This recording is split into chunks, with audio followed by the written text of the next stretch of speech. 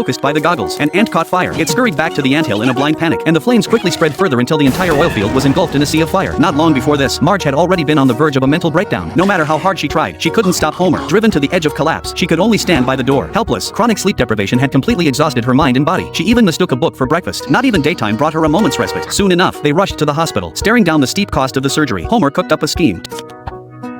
Get out. Tom found out about this and showed up at their door in no time. It turned out he was Marge's ex-boyfriend. Now, he was willing to offer $1 million all for Marge to spend one weekend with him. This absolutely enraged Homer. Yet in the end, Marge went with Tom anyway.